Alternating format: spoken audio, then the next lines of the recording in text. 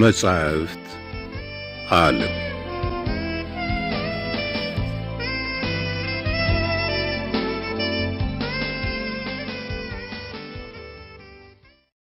እፎይታ ደራሲ አሌክሳንደር ዶማስ ትርጉም ተሾመ ዳምጠው ተራኪ ደጀኔ ጥላሁን እፎይታ ዘ ካውንት ኦፍ ሞንቴ ክሪስቶ ክፍል 12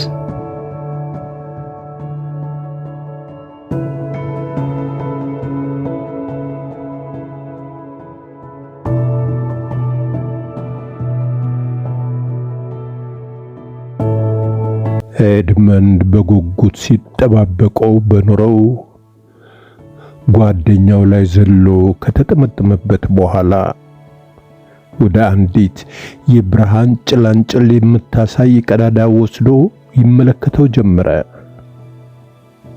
ጓደኛው ቁመቱ ከሱ ጥቂት አጠር ያለና በእርጅና ሳይሆን በስቃይ ጸጉሩን ሽበት የወረሰው ሰው ነበረ። ንቆቹ አይኖቹ በረጃጅሞቹ ቅንድቦቹ ውስጥ ተቀብረዋል። ጥቁር ጺሙ ደረቱ ድረስ ተንዠርጓል። በመስመር ከተተበተበው ቀጭን ፊቱ ላይ ከጉልበት ይልቅ አእምሮውን የሚያንቀሳቅስ ሰው ገጽታ ይታይበታል። ልብሶቹ ከመቀደድ አልፈው በሰውነቱ ላይ እንደ አንቀልባ ስለሚንዘላዘሉ አይነታቸውን እንኳን በለየት ያዳግታል። እድሜው ቢያንስ 65 ዓመት ቢመስልም የሰውነቱ እንቅስቃሴ ብርቱነት የ65 ዓመት አዛውንት ያስመሰለው የረጅም ዘመናት እስር መሆኑ ይመሰክራል። የኤድመንድን ሰላምታ አጸፋ በደስታ በመመለስ እሱም ተጠመጠመበት። ለረጅም ጊዜ ተያይተው እንደቆዩ ወንድማማቾች ተቃቅፈው ይሳሳሙ ጀመረ። የእንግዳው በሕይወት የተሰላቸ አእምሮም ኤድመንድን በመሰለው ወጣት ፊት ሲቆም በአዲስ የተስፋ ባህር ይዋኝ ገባ። ወደ ውጭው ዓለም ያደርሰኛል ብሎ ለረጅም ጊዜ ሲቦረብረው የነበረው አፈርና ድንጋይ በመጨረሻው ከሌላ እስረኛ ክፍል ውስጥ ስለጣለው የተሰማው ቅሬታ እንዳለ ቢሆንም አዲስ ጓደኛ የማግኘቱ ነገር ሊያካክስለት ሞክሯል። ሁለቱም ሳይታወቃቸው እንባቸውን አወረዱ። ከሁሉ አስቀድሞ አለ እንግዳው፣ እስኪ ይህንን ቀዳዳ ዘበኛህ እንዳየው ለማድረግ እንችል እንደሆነ እንሞክር። ድንጋዩን ገፋ አድርጎ ወደ ቀዳዳው መልሰው። ይህ ድንጋይ የተነሳው በከፍተኛ ጥንቃቄ ነበረ አለ። ለመሆኑ መሳሪያዎች የሉም? አንተ አሉ? እኔ እንኳን ራሴ ሰርቻለሁ። የምፈልገው ነገር ሁሉ አለኝ። ለምሳሌ መሮ፣ መቆንጠጫ፣ ቢላዋ ካለ በኋላ እንግዳው የእንጨት እጀታ ያለው ጠንካራና በደንብ የተሳለ ቢላዋ አሳየው። ከምን ልሰራው ቻልክ? ከአልጋዬ የማያዣ ሽቦ።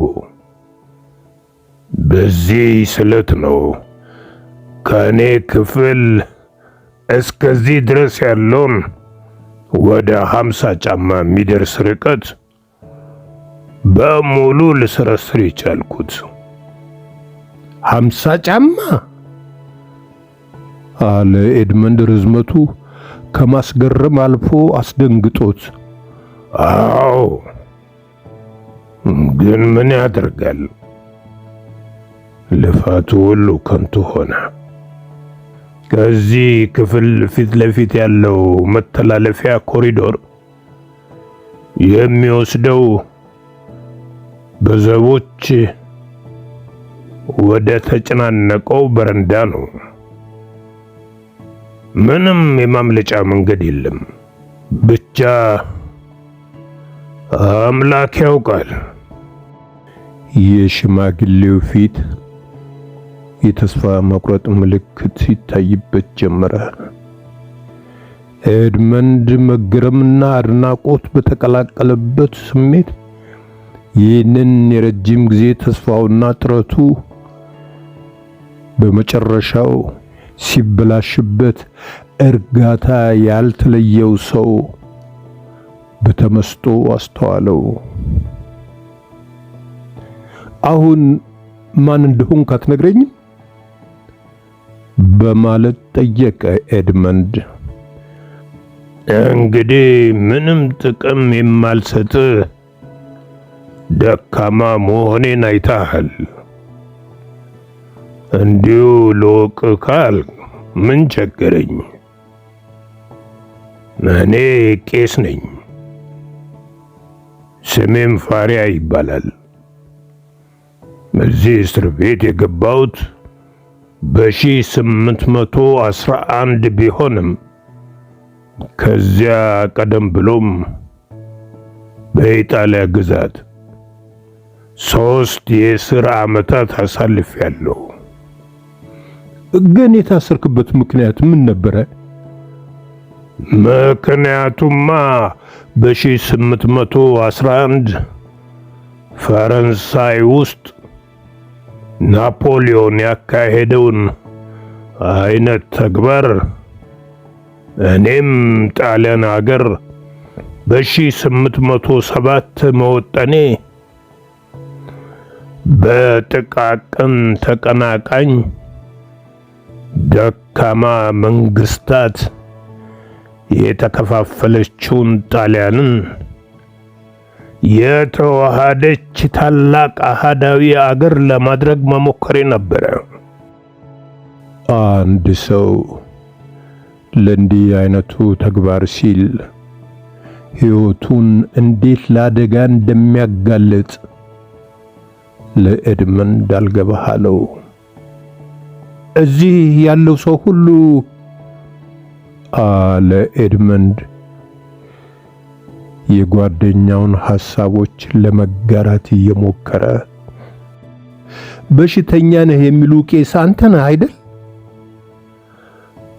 እብዶ ማለት ነው።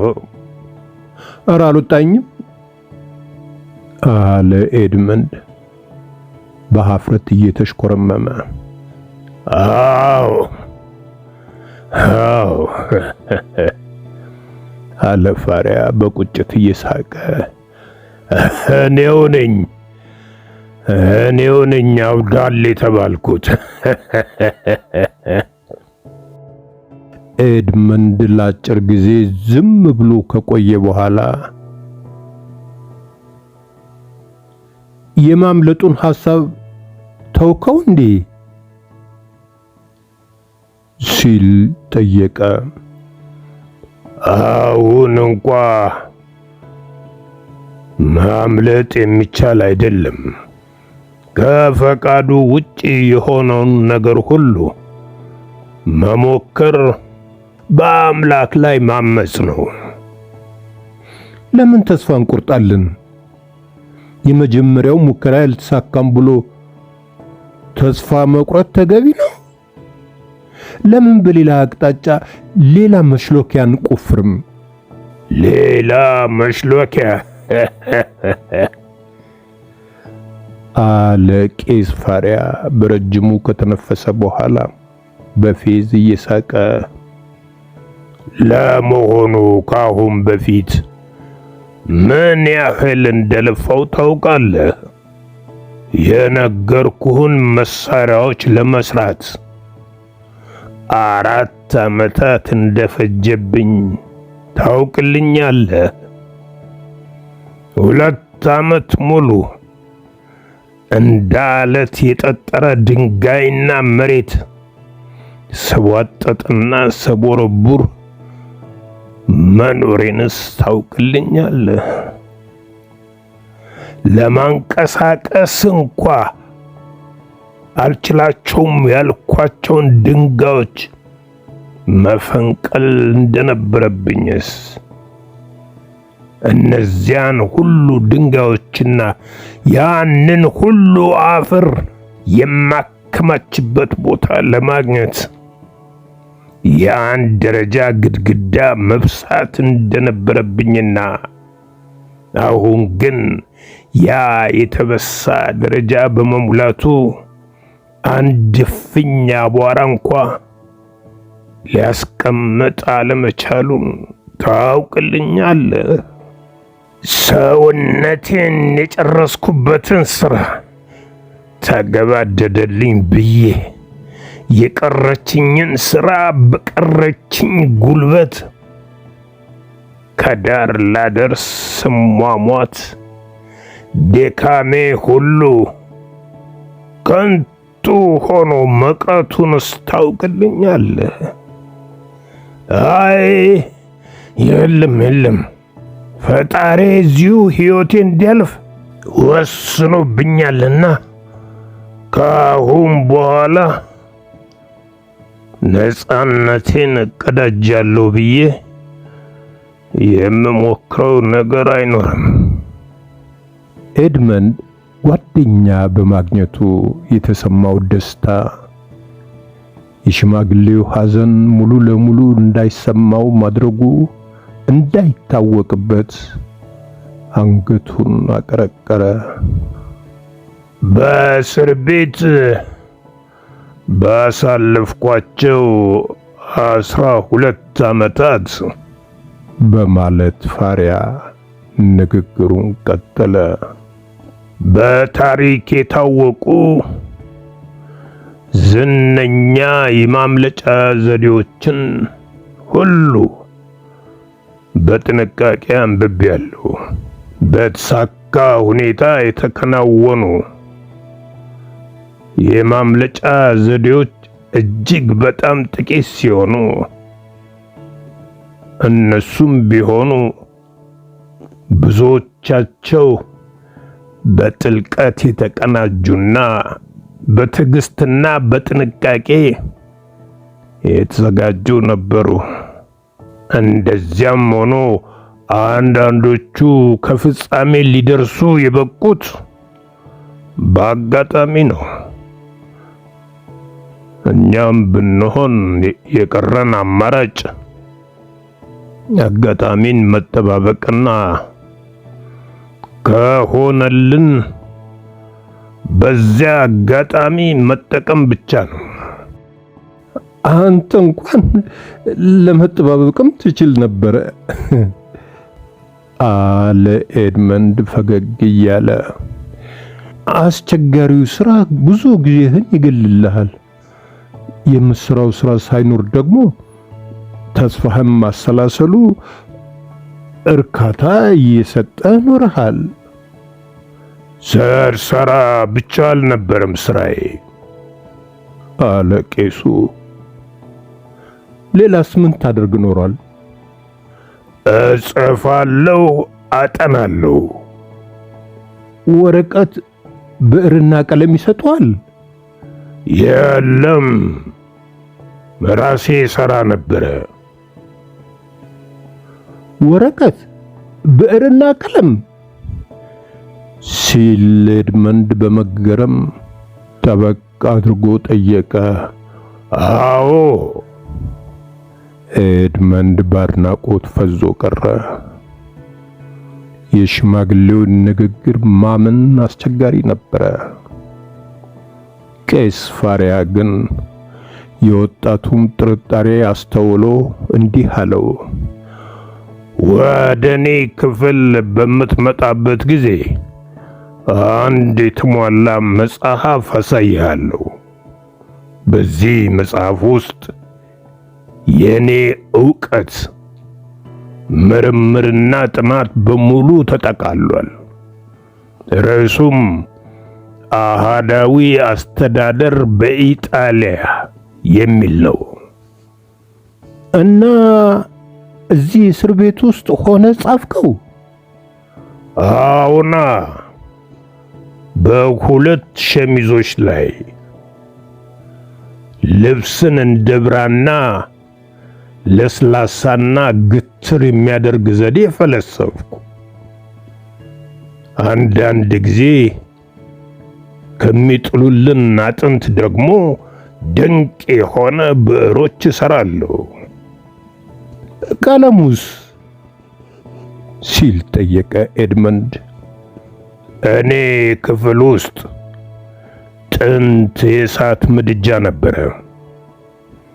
እኔ ከመምጣቴ በፊት ቢደፈንም ውስጡ በጥቀርሻ የተሞላ መሆኑን አወቅኩ። ጥቀርሻውን እሁድ እሁድ በሚሰጡኝ ወይን ጠጅ በመበጥበጥ ግሩም ቀለም አገኘው። በሆነ ርዕስ ወይም ምዕራፍ ላይ ልዩ ትኩረት ልሰጥ ስፈልግ አንዱን ጣቴን ቆርጥና በራሴ ደም በቀይ ቀለም እጽፋለሁ ወይም አሰምርበታለሁ።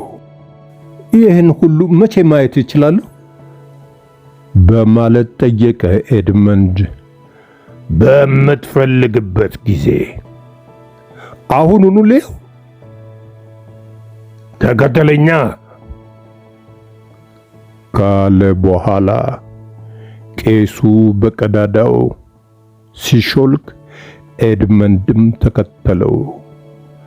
በዚህ መተላለፊያ ካለፉ በኋላ ያለ ችግር ታጠፉና በተቃራኒው አቅጣጫ ወደሚገኘው ክፍል ደረሱ። የክፍሉ ወለል የድንጋይ ንጣፍ የተደረገበት ሲሆን በአንድ በኩል ያለውን ድንጋይ በማንሳት ነበር ቄስ ፋሪያ ያን ትዕግስት አስጨራሽ ሥራ ሲሰራ የኖረው። ኤድመንድ ቄሱ ክፍሉ ውስጥ እንደገባ ዙሪያውን በጥንቃቄ መረመረ። በመጀመሪያ እይታ ግን ክፍሉ ከሌሎች የተለየ ነገር የሚታይበት አልነበረም። ስራዎችን ለማየት በጣም ጓጉቻለሁ አሎ ኤድመንድ ቄሱን። ፋሪያ ወደ ምድጃው ሄደና ጥንት ጉልቻ የነበረውን ድንጋይ ወደ ጎን ሲያደርገው አንድ ጥልቅ ጉድጓድ ታየ። ለኤድመንድ የተነገሩት ዕቃዎች የተደበቁት እዚህ ጉድጓድ ውስጥ ኖሯል። መጀመሪያ ለማየት የምትፈልገው ምንድን ነው? አለ ቄስ ፋሪያ። በኢጣሊያ አህዳዊ መስተዳድር ላይ ጻፍከውን። ቄስ ፋሪያ ሁሉም በገጽ በገጽ የተቀመጡና በጽሑፍ የተሞሉ 4 ጥራዝ ያላቸው የጨርቅ ቁርጥራጮችን አውጥቶ አሳየው። ጽሑፉ በጣሊያንኛ ቋንቋ በመሆኑ ኤድመንድ በቀላሉ ሊያነባቸው ይችል ነበረ። ከሳምንት በፊት ነበረ በ78ኛው ገጽ ላይ ተፈጸመ የሚለውን ቃል ላስቀምጥ የበቃሁት። 2 ሸሚዞችና ካኔትራዎችም በሙሉ ጨርሼበታለሁ። ነፃነቴን ከተቀዳጀውና ኢጣሊያ ውስጥ ለማተም ወኔ ያለው አሳታሚ ድርጅት ካገኘው ስሜ የገነነ ይሆናል አለ ቄሱ። ቀጥሎ የሰራቸውን ብዕሮች አሳየው። ኤድመንድ ብዕሮቹን በትክክል የቀረጸበትን መሳሪያ ፈለገ።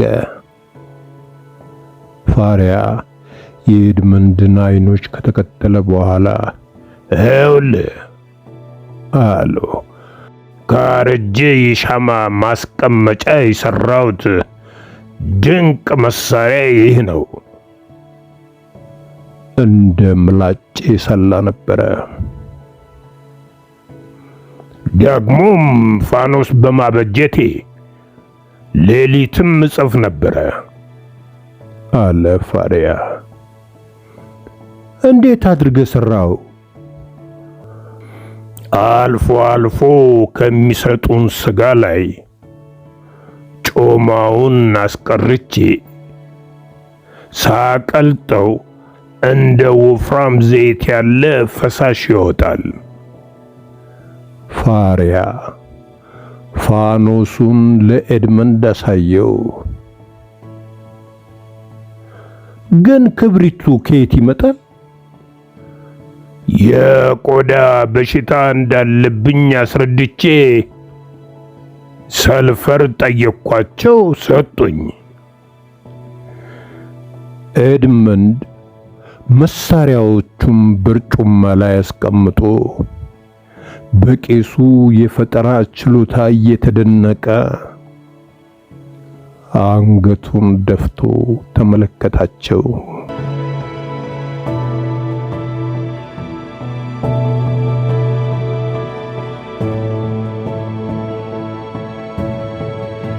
በትረካው ከተደሰቱ ሰብስክራይብ፣ ላይክ እና ሼር ያድርጉ። እናመሰግናለን።